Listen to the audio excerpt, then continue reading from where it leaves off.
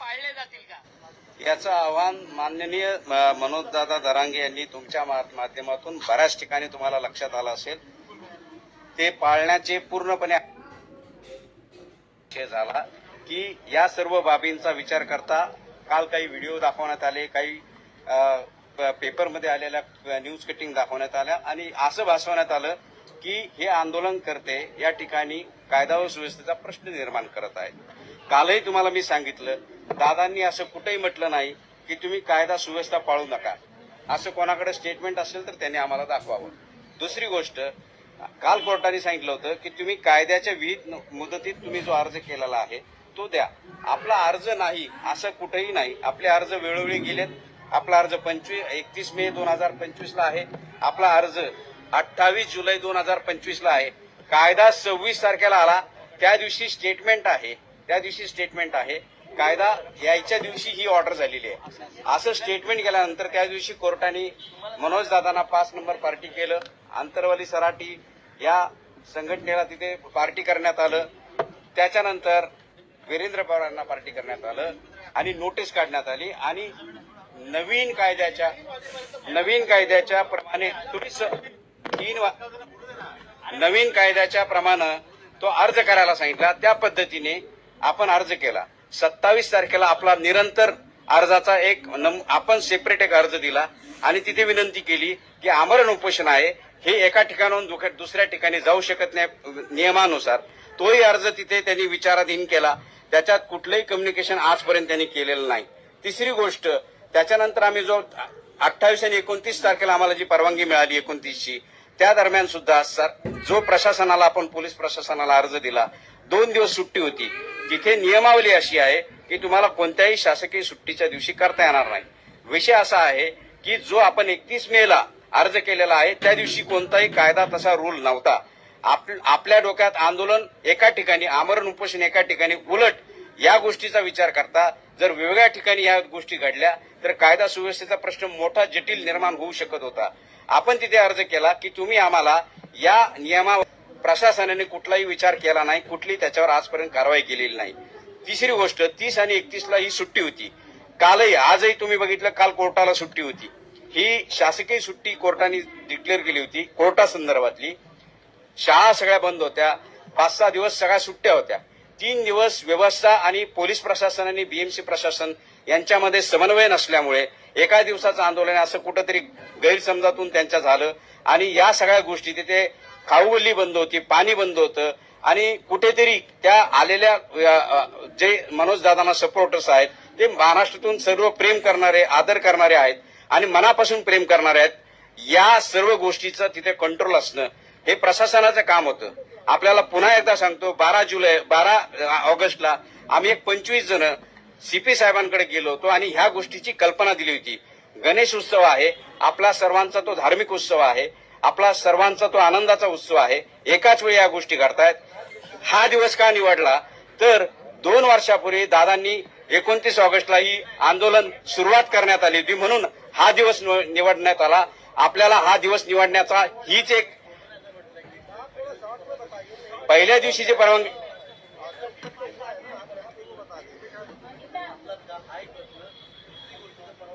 नाही. याचं कारण असं की आमची परवानगी तिथे नाकारण्यात आलेली नाही, स्वीकारली नाही. आम्ही या सगळ्या गोष्टींची, आम्हाला तिथे सगळ्या हे लोक येणार, पार्किंगची व्यवस्था, ह्या सगळ्या गोष्टी आम्ही तेच सांगत होतो. तुम्ही जरा पूर्ण ऐकून घ्या.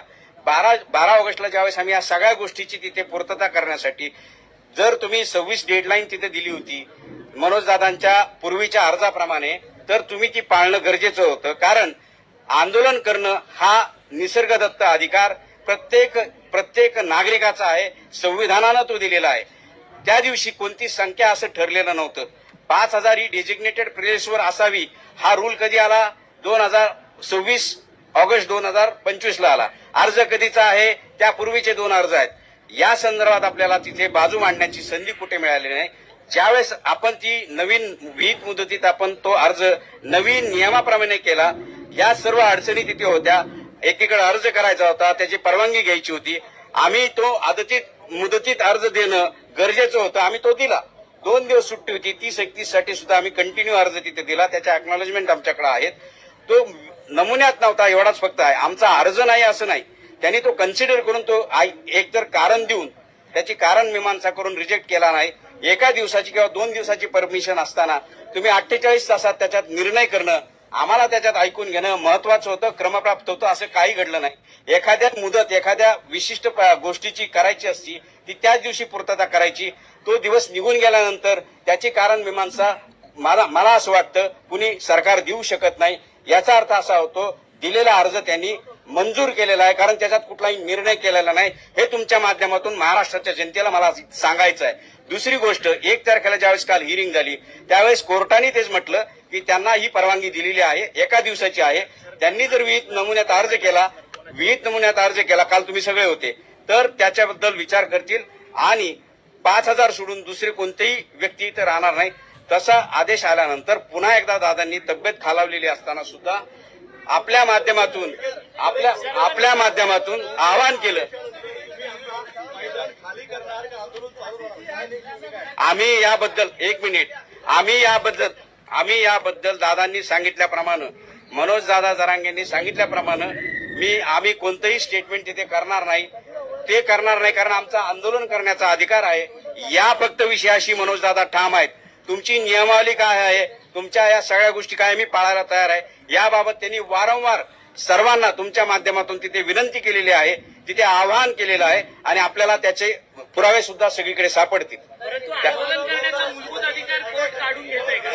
आंदोलन हे बघा एक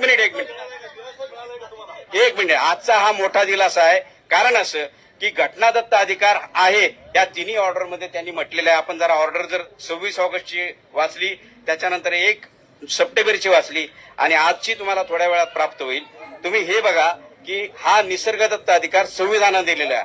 संविधानानं आलेला अधिकार हा कोणत्या रूलनी काढता येतो का? हा माझा तुमच्या माध्यमातून सर्व जनतेला व सर्व कायदा अभ्यास करणाऱ्या लोकांना मला असेल आणि तो प्रश्न आम्ही उपस्थित करणार आहोत. आपल्या माध्यमातून उद्या त्याची सगळ्या गोष्टी क्लिअर होतील. आम्हाला बाजू मांडण्याची संधी मिळाली नाही. आम्हाला सगळ्या गोष्टी तिथे मॅनेज करायच्या होत्या. यासाठी जे आंदोलन आता उद्या कोर्टाने मॅटर ठेवले. दादांनी सांगितलं मी कोणताही स्टेटमेंट इथे करणार नाही उठायच्या बाबतीत किंवा काय. या संदर्भात आपल्याला जे नियम पाळायचे ते आम्ही पाळू. आमचं आंदोलन आझाद मैदान मध्येच चालू राहील अशा मला इन्स्ट्रक्शन्स आहेत.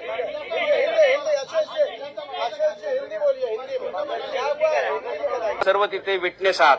आपण याची कल्पना तिथे दादांच्या त्या सर्व व्हिडिओ बघू शकता. कोर्ट न्यायालय हे न्यायाच्या बाजूने असतं आणि खरंच कोर्ट हे न्यायाच्या बाजूने असतं हे तिन्ही ऑर्डरमध्ये दिसतंय. कारण रूल आल्यामुळे कोर्टाच्या काही गोष्टी क्लिअर होत नाहीयेत आणि त्या आपण करू. कायद्याचं काम करतो, परंतु या ठिकाणी सर्व परवानग्या या ठिकाणी तुम्ही भांडणार असाल तर मी बोलत नाही. नमुन्यात असतील किंवा नसतील हा नंतरचा विषय आहे. अर्ज आपला विहित वेळेत आहे आणि अर्ज जर तुम्ही प्रत्येक अर्ज वाचला तर त्याच्यात प्रत्येक गोष्टीचा उल्लेख केलेला आहे. त्याचा साकल्याने विचार सरकारने त्या वेळेतच करायला पाहिजे होता. तो केला नाही. याचा अर्थ असा की अर्ज मंजूर झालेले होते. त्यामुळे आमचा अर्ज नमुन्यात होता की नव्हता आता हा वाद करण्यात कोणताही मुद्दा नाही. तुम्हाला अजून एक सांगतो, हुल्लडबाजी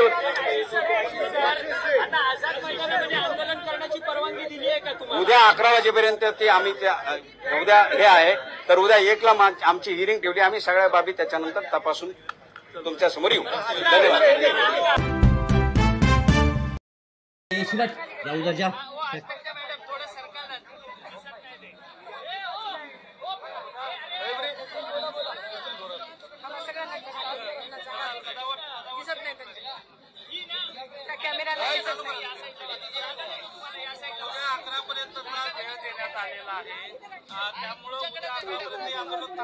काय म्हटलं न्यायालय, काय झालं कोर्टामध्ये? मला आपल्याला सांगण्यास आनंद होत आहे. माननीय उच्च न्यायालयाने स्पष्टपणे आज आपलं ऑब्झर्वेशन करताना सांगितलं की लॉ हा प्रिव्हेल होईल, कायदा अंमलात राहील, कायद्याच्या व्यतिरिक्त दुसरं काही चालू शकत नाही. हे आज आपण सगळ्यांनी डोळ्यांनी पाहिलं, कानांनी ऐकलेलं आहे आणि त्याच्यामुळे वारंवार विनंती होत होती की आम्ही संख्या कमी करतो, लोकांना पाठवतो, पण आम्ही तिथं स्टेजवर बसून उपवास करतो आणि आम्हाला पुढे तशा प्रकारची मुभा असावी, परंतु न्यायालयाने हे देखील स्पष्ट केलेलं आहे की ज्या प्रकारे तुम्हाला परवानगी नाही त्या प्रकारे तुम्हाला तिथे बसण्याचा आणि राहण्याच्या बाबतीमध्ये न्यायालयाने आदेश देण्याचा प्रश्नच उद्भवत नाही. त्याच्यामुळं आज एक गोष्ट नक्की झालेली आहे, माननीय न्यायालयाने आर्टिकल 226चा देखील सकाळच्या सत्रामध्ये उल्लेख केलेला आहे. माननीय न्यायालयाने सकाळच्या सत्रामध्ये 3 वाजेपर्यंत ही अपेक्षा व्यक्त केली होती की लवकरात लवकर जर तुम्हाला परवानगी नसेल तर लवकरात लवकर आझाद मैदान रिकामं व्हावं, ही भावना सुद्धा आणि तशा प्रकारचं न्यायालयीन बाब सुद्धा न्यायालयाने सांगितलेली होती मागील आदेशाच्या आधारे. परंतु आज असं सांगण्यात आलं जरंगेंच्या वकिलांच्या वतीनं की राधाकृष्ण विखे पाटील त्यांना भेटणार आहेत आणि त्या अर्थानं उद्यापर्यंत ऍडजस्ट करावे जरंगेच्या वतीनं विनंती करण्यात आली. परंतु सरकारच्या वतीनं देखील स्पष्ट करण्यात आलं की कोणत्याही प्रकारची परवानगीच नाही, कोणत्याही प्रकारची परवानगीच नाही, कोणत्याही प्रकारची परवानगीच नाही. हे डंक्याची चोट पे मला सांगायचंय.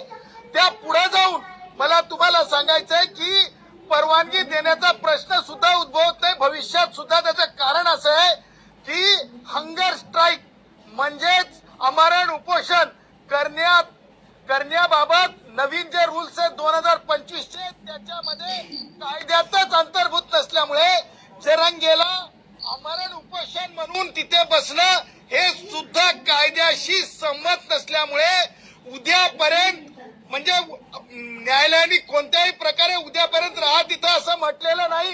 न्यायालयाने पूर्वीच्या आदेशाचंच पालन व्हावं, पूर्वीच्या आदेशाचंच पालन व्हावं, पूर्वीच्या आदेशाचंच पालन व्हावं असं स्पष्ट सांगितलंय. त्यामुळे जरंगे आणि जे कोणी बेकायदेशीर लोक तिथे बसलेले आहेत त्यांनी तातडीने, मला अशी अपेक्षा आहे की उद्याच्या सुनावणीच्या आधी ते रिकामं करतील. हे सरकार या आंदोलनाला बळी पडतंय का? सरकार आंदोलनाला बळी पडतंय का? ज्या पद्धतीने सरकारचे लोकप्रतिनिधी या आंदोलनाला भेट द्यायला जातात सकारात्मक पद्धतीने या आंदोलनाकडे बघतात, सरकार बळी पडतंय का आंदोलनाला? मुद्दा असा आहे, अगोदर कोणत्याही आंदोलनाला परवानगीची आवश्यकता असते आणि ते कायदेशीर परवानगीची आवश्यकता असते. जरंगे हे काही लाडके नाहीत ज्याच्यामुळे जरंगेला बेकायदा तिथं बसता येईल. जरंग्याला जर कायदेशीर परवानगी नसेल तर जरंग्याला तिथं कसं काय बसता येईल? कारण परवानगी नाही, कायद्यामध्ये आमरण उपोषणाची तरतूद नाही. न्यायालयाने 3 वाजेपर्यंत रिकामा करावा अशी भावना होती. यापूर्वीचे 2 निकाल जे आहेत, जे आम्ही साहनीच्या म्हणजे निकालाप्रमाणे सर्वोच्च न्यायालयाच्या जे आहे तिथे लोकांना त्रास होणार नाही अशा प्रकारच्या आंदोलनाची अपेक्षा आहे. हे सगळं लक्षात घेता जरंगेला उद्याच्या तारखेपर्यंत जे आहे कायदेशीर कारणानं तिथून रिकामा करावं लागेल आझाद मैदान, आझाद करावं लागेल आझाद मैदान, आझाद करावं लागेल आझाद मैदान, आझाद करावं लागेल आझाद मैदान. कारण जरंगे तिथं बेकायदेशीर बसलेला आहे.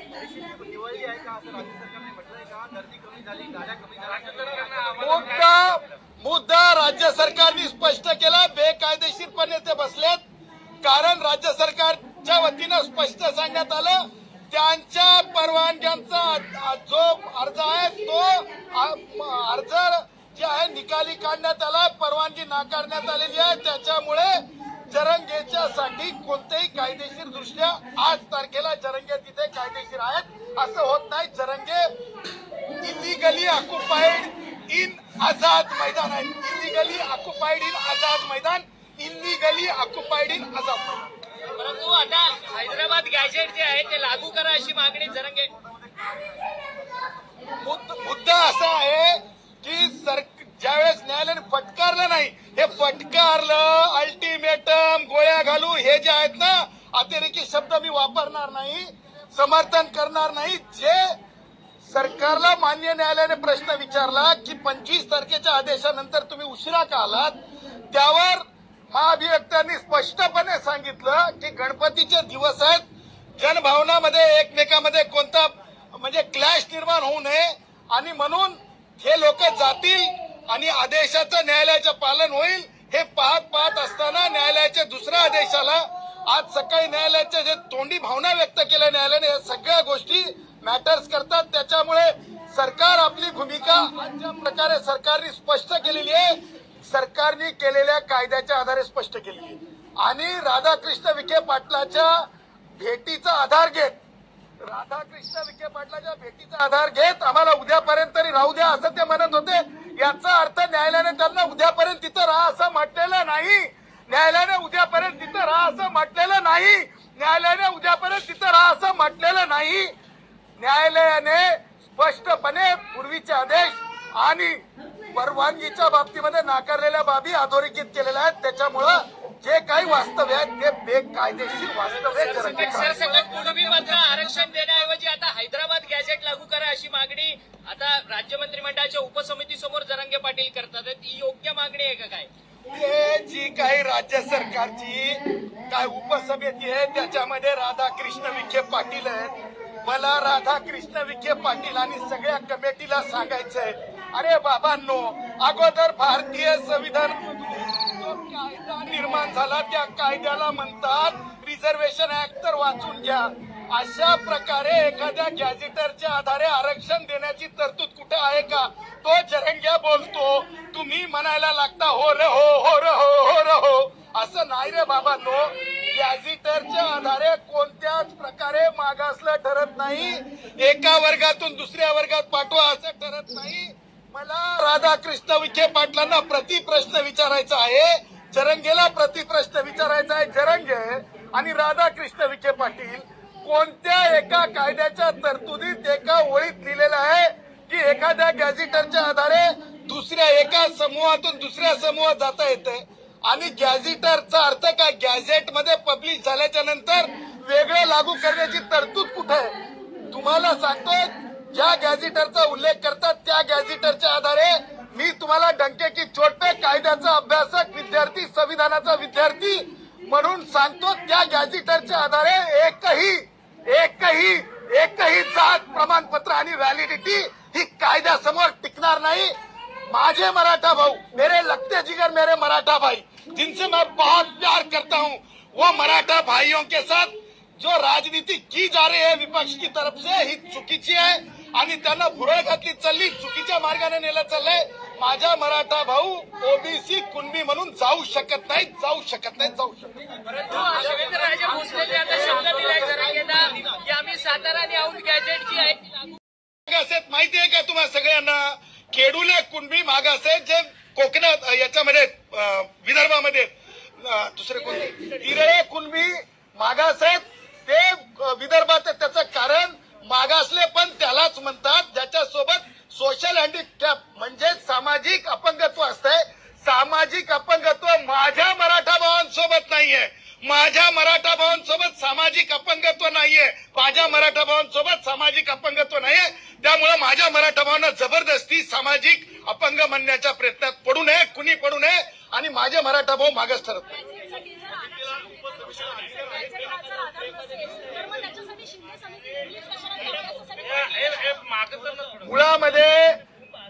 मुळामध्ये माननीय निवृत्त न्यायमूर्ती संदीप शिंदे यांची जी समिती आहे, मला माहित नाही काय अभ्यास करतीये, परंतु मला एवढं माहित आहे की माननीय न्यायमूर्ती संदीप शिंदे साहेबांना माधुरी पाटील विरुद्ध कास्ट स्क्रुटिनी कमिटी ठाणे ही जजमेंट माहित आहे की कोणत्याच परिस्थितीमध्ये आजोबाला प्रमाणपत्र मिळालं म्हणून नातीला मिळू शकत नाही. प्रत्येकाला अफिनिटी आणि व्हिजिलंट टेस्ट पूर्ण करावी लागते. त्याचबरोबर शिंदे साहेबांच्या समितीच्या आधारे कोणत्याच प्रकारे माझे मराठा भाऊ कुणबी ठरू शकत नाहीत. कारण एकदा नाही तीन वेळेस सर्वोच्च न्यायालय, उच्च न्यायालय, सर्वोच्च न्यायालयाने सांगितलं मराठा आणि कुणबी वेगळे. अहो विखे पाटील, ऐका नाही, मी ते शब्द वापरणार ते जरंगेचा तोंडी टाका. मी अहो विखे पाटील तुम्ही असं काही का चुकीचं सांगता? आम्ही विरोधक आहोत. आम्ही देता येत नाही म्हणतो, कुणबी मराठा एक नाहीत म्हणतो. गॅझेटरच्या आधारे मागास ठरवण्याची प्रक्रिया तुम्हाला करता येणार नाही. आणि विखे पाटील काय म्हणतायत ते त्यांच्या ज्ञानाचा भाग आहे. कशाचा? जीआरच्या आधारे आरक्षण राज्यपालांची सही घेतो म्हणतात. मी तुम्हाला विखे पाटील काय म्हणतायत, मला त्यांच्या विचाराची कीव येते, मला विखे पाटलांच्या बोलण्याची कीव येते, मला विखे पाटलांच्या बोलण्याची कीव येते. विखे पाटलांचं बोलणं, मी GR काढतो, GR असत नसते आरक्षण देण्यासाठी, कायदा असते, त्याला ऍक्ट म्हणतात. विखे पाटील, मला असं वाटतं विखे पाटलानं, कमल किशोर कदमनं, DY पाटीलनं, पतंगराव कदमनं यांनी माझ्या मराठा भावांना त्यांच्या जवळ असलेल्या मेडिकल इंजिनिअरिंग कॉलेजेसमध्ये आधी शिकायची मुभा आणि नोकऱ्यांची संधी द्यावी आणि त्याच्यानंतर दुसऱ्या गोष्टींवर चर्चा करण्यासाठी पुढे यावं. हे विखे पाटलांचं हा मुख्यमंत्र्यांचा निर्णय असं वाटत नाही का, ज्या पद्धतीने मुख्यमंत्र्यांसोबत विखे पाटलांची चर्चा झाली आणि त्यानंतर हा सगळा गॅजेट अंमलबजावणीचा निर्णय येतोय.